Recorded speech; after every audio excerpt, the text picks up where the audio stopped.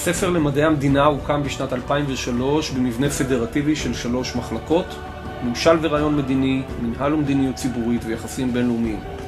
בית הספר הוקם על בסיס החוג למדע המדינה שפעל באוניברסיטה מאז היווסדה. במהלך 10 שנותיו בית הספר הדריך, לימד, הכשיר והסמיך לתארים שונים כ-4,000 סטודנטים.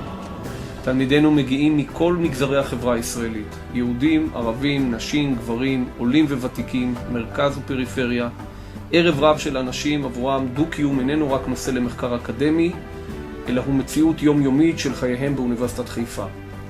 רבים מבוגרינו ממשיכים להוביל ולהנהיג בעמדות מפתח בממשל, בפוליטיקה ובחברה הישראלית, וחלקם אף חוזרים ותופסים מקום כחוקרים באוניברסיטאות ומכוני מחקר, ומהווים את חוד החנית של המדע הישראלי. על פי דוחות המועצה להשכלה גבוהה, המחלקות השונות של בית הספר הן המוערכות ביותר ברמה הארצית. חברי הסגל שלנו מגיעים ממיטב האוניברסיטאות בארץ ובחו"ל, ומפרסמים בבימות מדעיות המובילות בעולם. רבים מהם ברי סמכה בינלאומיים בתחומם, וחלקם בדרך להיות כאלה. זו גאווה גדולה לנהל בית ספר שכזה, להובילו ולהביאו לקדמת זירת העשייה האקדמית. אני מאחל לכולנו עוד עשור של עשייה והובלה למען קידום המדע והחברה בישראל. אני שמח על הזכות שניתנה לי לברך את בית הספר למדעי המדינה של אוניברסיטת חיפה במלאת 10 שנים לקיומו.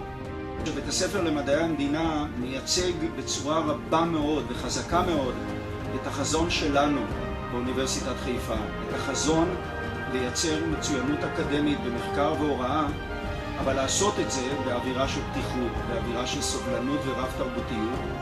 ויותר מזה, אנחנו מאמינים שהרב תרבותיות שלנו היא זאת שתורמת גם למצוינות במחקר, ליצירתיות.